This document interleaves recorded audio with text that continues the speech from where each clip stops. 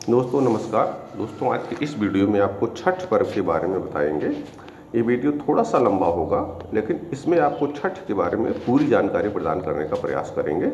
आइए शुरू करते हैं। उत्तर प्रदेश और खासकर बिहार में छठ का विशेष महत्व है। छठ सिर्फ एक पर्व नहीं है, बल्कि महापर्व है जो पूरे 4 दिन तक चलता है।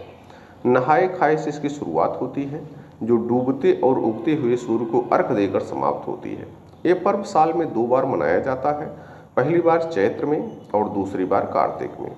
चैत्र शुक्ल पक्ष षष्ठी पर मनाए जाने वाले छठ पर्व को चैती छठ और कार्तिक शुक्ल पक्ष षष्ठी पर मनाए जाने वाले पर्व को कार्तिकी छठ कहा जाता है। पारिवारिक सुख समृद्धि और मनोवांछित फल प्राप्ति के लिए ये पर्व मनाया जाता है। इसका एक अलग ऐतिहासिक महत्व भी है। माता सीता ने भी की थी सूर्यदेव की पूजा। छठ पूजा की परंपरा कैसे शुरू हुई, इस संदर्भ में कई कथाएं प्रचलित हैं। एक मान्यता के अनुसार जब राम सीता 14 साल के वनवास के बाद अयोध्या लौटे थे, तब रावण वध के पाप से मुक्त होने के लिए उन्होंने ऋषि मुनियों के आदेश पर राजसूय यज्ञ करने का फैसला लिया। पूजा के लिए उन्होंने मुग्दल ऋषि को आमंत्रित किया। मुग्दल ऋषि ने मां सीता पर गंगा जल छिड़क कर पवित्र किया और कार्तिक मास के शुक्ल पक्ष की षष्ठी तिथि को सूर्यदेव की उपासना करने का आदेश दिया। इससे सीता ने मुद्गल ऋषि के आश्रम में रहकर 6 दिनों तक सूर्यदेव भगवान की पूजा की थी। सप्तमी को सूर्योदय के समय फिर से अनुष्ठान कर सूर्यदेव से आशीर्वाद प्राप्त किया था। महाभारत काल में भी हुई थी छठ पर्व की शुरुआत। हिंदू मान्यता के मुताबिक एक कथा प्रचलित है कि छठ पर्व की शुरुआत महाभारत काल से हुई थी। इस पर्व को सबसे पहले सूर्यपुत्र कर्ण ने सूर्य की पूजा करके शुरू किया था। कहा जाता है कि कर्ण भगवान सूर्य के परम भक्त थे और वो रोज घंटों तक पानी में खड़े होकर उन्हें अर्घ देते थे। सूर्य की कृपा से ही वह महान योद्धा बने। आज भी छठ में अर्घ दान की यही परंपरा प्रचलित है। द्रौपदी ने भी रखा था छठ पर्व। छठ पर्व के बारे में एक कथा और भी है। इस किंवदंती के मुताबिक जब पांडव सारा राजपाट युद्ध में हार गए, तब द्रौपदी ने छठ व्रत रखा था। इस व्रत से उनकी मनोकामना पूरी हुई थी और पांडवों को सब कुछ वापस मिल गया था। लोक परंपरा के अनुसार सूर्यदेव और छठी मैया का संबंध भाई बहन का है, इसलिए छठ के मौके पर सूर्य की आराधना फलदायी मानी गई है। इसका पौराणिक महत्व क्या है, आइए जानते हैं। इन कथाओं के अलावा एक और किंवदंती भी प्रचलित है। पुराण के अनुसार प्रियव्रत नामक एक राजा की कोई संतान नहीं थी। इसके लिए उसने हर जतन कर डाले, लेकिन कोई फायदा नहीं हुआ। तब उस राजा को संतान प्राप्ति के लिए महर्षि कश्यप ने पुत्रेष्टि करने का परामर्श दिया। यज्ञ के बाद महारानी ने एक पुत्र को जन्म दिया, लेकिन वह मरा हुआ पैदा हुआ। राजा के मृत बच्चे की सूचना से पूरे नगर में शोक छा गया। कहा जाता है कि जब राजा मृत बच्चे को दफनाने की तैयारी कर रहे थे, तभी आसमान से एक ज्योतिर्मय विमान धरती पर उतरा। इसमें बैठी देवी ने कहा, मैं षष्ठी देवी और विश्व के समस्त बालकों की रक्षिका हूँ। इतना कहकर देवी ने शिशु के मृत शरीर को स्पर्श किया, जिससे वह जीवित हो उठा। इसके बाद से ही राजा ने अपने राज्य में यह त्यौहार मनाने की घोषणा कर दी। अब आइए जानते हैं कि यह त्यौहार कैसे मनाया जाता है, इसकी विधि क्या है। छठ पूजा 4 दिवसीय उत्सव है। इसकी शुरुआत कार्तिक शुक्ल चतुर्थी को तथा समाप्ति कार्तिक शुक्ल सप्तमी को होती है। इस दौरान व्रतधारी लगातार 36 घंटे का व्रत रखते हैं। इस दौरान वे पानी भी ग्रहण नहीं करते। नहाए खाए। छठ पर्व का पहला दिन, जिसे नहाए खाए के नाम से जाना जाता है, इसकी शुरुआत चैत्र या कार्तिक महीने के चतुर्थी से होता है। सबसे पहले घर की सफाई कर उसे पवित्र किया जाता है। उसके बाद व्रती अपने नज़दीक में स्थित गंगा नदी, गंगा की सहायक नदी या तालाब में जाकर स्नान करते हैं। व्रती इस दिन नाखून वगैरह को अच्छी तरह काट कर स्वच्छ जल से अच्छी तरह बालों को धोते हुए स्नान करते हैं। लौटते समय वो अपने साथ गंगा जल लेकर आते हैं, जिसका उपयोग वे खाना बनाने में करते हैं। वे अपने घर के आसपास को साफ सुथरा रखते हैं।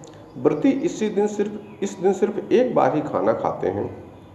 खाना में कद्दू की सब्जी, मूंग, चना दाल, चावल का उपयोग करते हैं। तली हुई पूरियां, पराठे, सब्जियां आदि वर्जित हैं। यह खाना कांसे या मिट्टी के बर्तन में पकाया जाता है।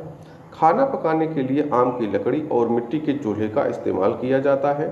जब खाना बन जाता है तो सर्वप्रथम व्रती खाना खाते हैं, उसके बाद ही परिवार के अन्य सदस्य खाना खाते हैं।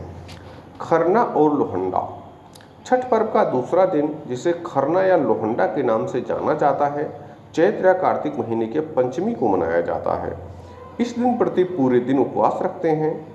इस दिन अन्न तो दूर की बात है, सूर्यास्त से पहले पानी की एक बूंद तक ग्रहण नहीं करते हैं। शाम को चावल, गुड़ और गन्ने के रस का प्रयोग कर खीर बनाया जाता है। खीर बनाने में नमक और चीनी का प्रयोग नहीं किया जाता है। इन्हीं दो चीज़ों को पुनः सूर्यदेव को नैवेद्य देकर उसी घर में एकांत करते हैं, अर्थात एकांत रहकर उसे ग्रहण करते हैं। परिवार के सभी सदस्य उस समय घर से बाहर चले जाते हैं ताकि कोई शोर न हो सके। एकांत से खाते समय व्रती हेतु किसी तरह की आवाज़ सुनना पर्व के नियमों के विरुद्ध है। छठ पर्व का तीसरा दिन। छठ पर्व का तीसरा दिन, जिसे संध्या अर्घ के नाम से जाना जाता है, चैत्र या कार्तिक शुक्ल षष्ठी को मनाया जाता है। पूरे दिन सभी लोग मिलकर पूजा की तैयारियां करते हैं। छठ पूजा के लिए विशेष प्रसाद जैसे ठेकुआ, चावल के लड्डू, जिसे कचवनिया भी कहा जाता है, बनाया जाता है। छठ पूजा के लिए एक बांस की बनी हुई टोकरी, जिसे दौरा कहते हैं, में पूजा के प्रसाद फल डालकर देवकारी में रख दिया जाता है। वहाँ पूजा अर्चना करने के बाद शाम को एक सूप में नारियल, 5 प्रकार के फल और पूजा का अन्य सामान लेकर दौरा में रखकर घर का पुरुष अपने हाथों से उठाकर छठ घाट पर ले जाता है। यह अपवित्र ना हो, इसलिए इसे सिर के ऊपर की तरफ रखते हैं। छठ घाट की तरफ जाते हुए रास्ते में प्रायः महिलाएं छठ के गीत गाते हुए जाती हैं। नदी या तालाब के किनारे जाकर महिलाएं घर के किसी सदस्य द्वारा बनाए गए चबूतरे पर बैठती हैं। नदी से मिट्टी निकालकर छठ माता का जो चौरा बना रहता है, उस पर पूजा का सारा सामान रखकर नारियल चढ़ाते हैं और दीप जलाते हैं। सूर्यास्त से कुछ समय पहले सूर्यदेव की पूजा का सारा सामान लेकर घुटने भर पानी में जाकर खड़े हो जाते हैं और डूबते हुए सूर्यदेव को अर्घ देकर 5 बार परिक्रमा करते हैं। चौथे दिन कार्तिक शुक्ल सप्तमी की सुबह उदयमान सूर्य को अर्घ दिया जाता है। सूर्योदय से पहले ही व्रती लोग घाट पर उगते सूर्यदेव की पूजा हेतु पहुंच जाते हैं और शाम की ही तरह उनके पूजन परिजन उपस्थित रहते हैं। संध्या अर्घ में अर्पित पकवानों को नए पकवानों से प्रतिस्थापित कर दिया जाता है, परंतु कंद मूल फलाद वही रहते हैं। सभी नियम विधान सांध्य अर्घ की तरह ही होते हैं। सिर्फ व्रती लोग इस समय पूरब की ओर मुँह कर पानी में खड़े होते हैं व सूर्योपासना करते हैं। पूजा अर्चना समाप्तोपरांत घाट का पूजन होता है।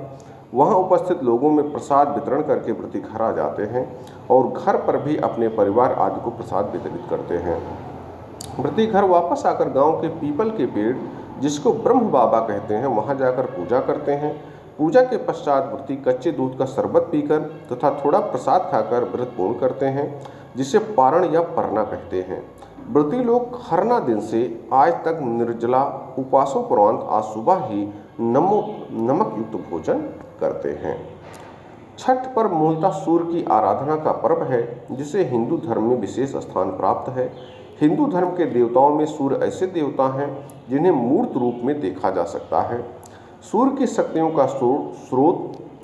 शक्तियों का मुख्य स्रोत उनकी पत्नी उषा और प्रत्युषा है।